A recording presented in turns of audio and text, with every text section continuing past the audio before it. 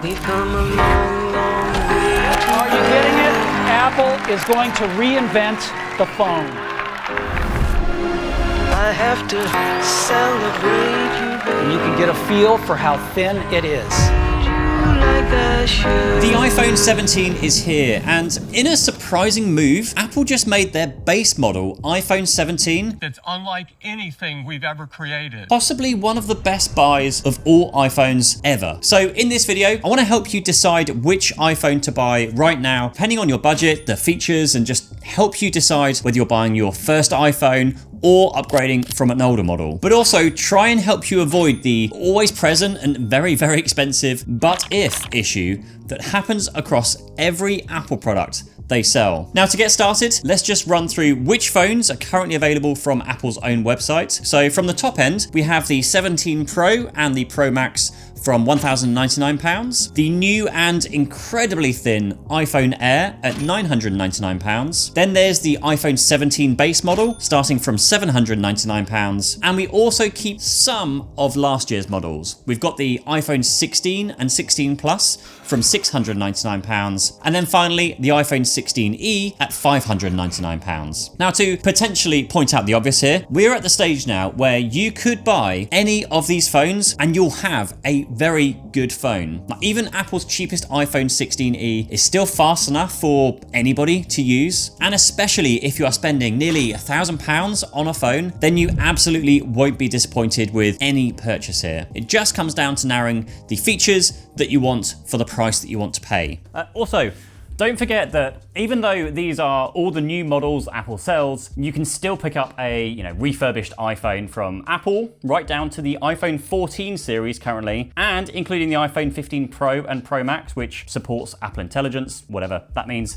Plus, retailers like Amazon and Best Buy also may still have older stock, as well as all those other retailers often offering discounts. So it is well worth checking out before buying from the official Apple website. And I will leave a link down below to a few different places that usually have deals on throughout the year. Now, I literally just spent over £5,000 on buying all of the newly announced products. So yeah, maybe subscribe if you want to hear more about those when they arrive. Now, the only time I would say to just be careful is when buying a refurbished device, since Amazon refurbished can be a bit of a mixed bag with the condition and the warranty. So Best Buy and even Apple's own direct refurbished store is worth checking out. Though of course, you'll have to wait before the latest iPhone models then make their way to being sold as refurbished. And so for today, I'm just going to focus on what's available on Apple's website. But do remember that you can usually pick up older devices from third-party sellers whilst they do have stock. Now, starting off with the budget buyer, like someone who has a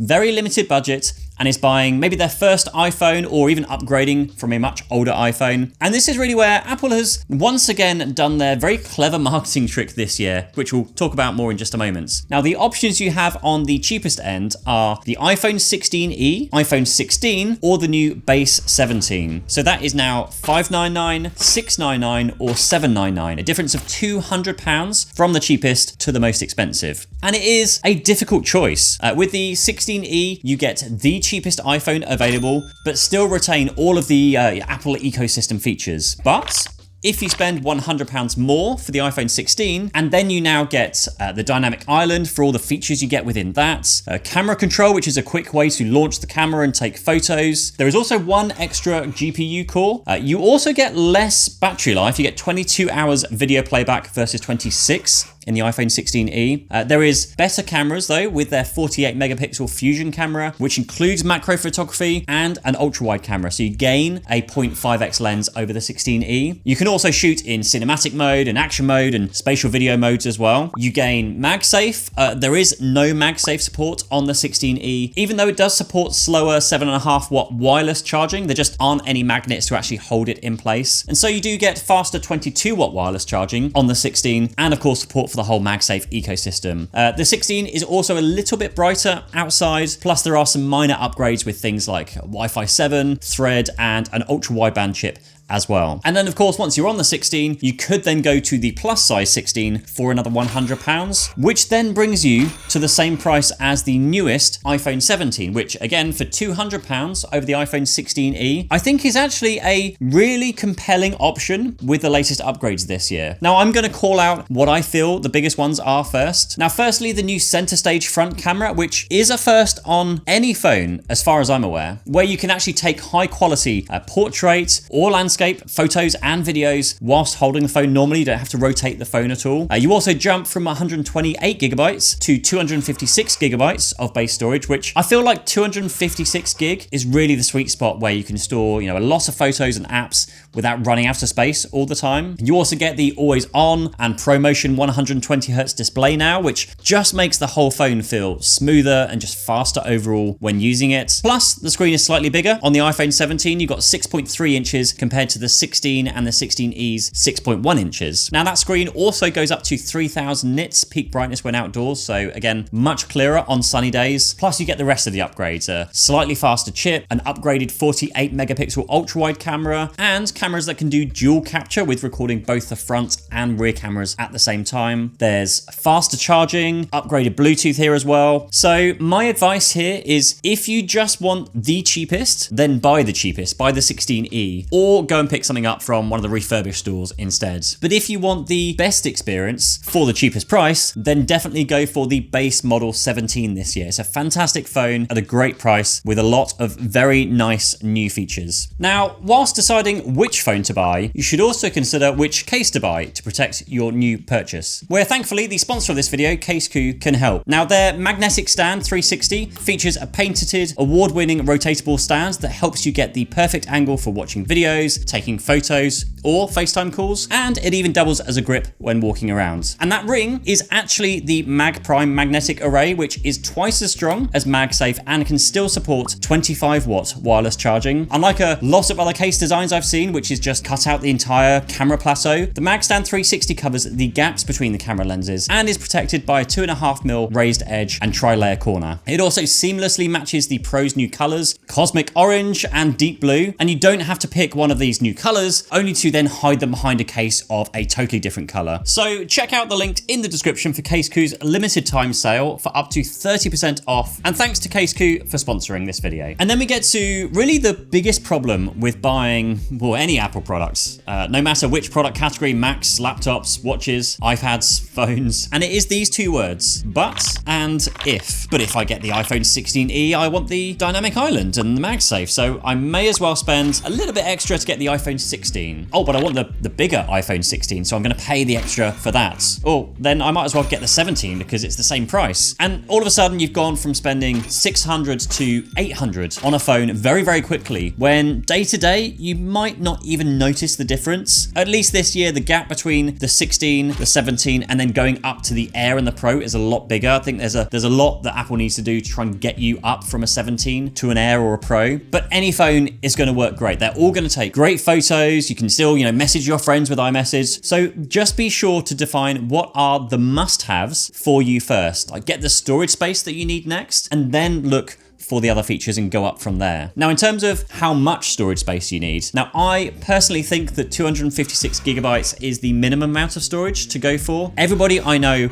with 128 gigs is always struggling at some point with, running out of space, whether that's you want to download a bunch of videos and podcasts when you travel, or just have a bunch of apps or photos. I do think that 256 gig is the sweet spot here. Now, for example, my iPhone 16 Pro is the 256 gig model, and I have around 50 gig remaining, and that is with storing my photos in iCloud. Now, the good news is that the iPhone 17s start from that base model of 256 gigabytes, but the 16s are still all starting from 128 gigabytes. Now, the only reason really to go beyond that, to go upgrade to 512 or terabyte or 2 terabytes, is if you don't store your photos in the cloud and instead store them all on your device. Or alternatively, if you also want to shoot lots of ProRes videos, then again, upgrading is probably worthwhile, and just you'll know best here here, if you shoot a lot of ProRes RAW video that consumes a lot of storage space, then you'll want that extra storage space. Now, in terms of the best flagship or a premium phone to buy this year, Apple threw yet another option into the mix, and that is the iPhone Air. And I'm honestly not sure where to really position this phone because, well, technically, it is a worse phone in every way than any of the other phones that Apple still sells. Now, its key feature is that it is incredibly thin, but it does still support the same A19 Pro chip found in the Pro models. Now, in the Pro, that chip warrants a new unibody aluminium frame for new thermal management features, whereas the Air gets a titanium frame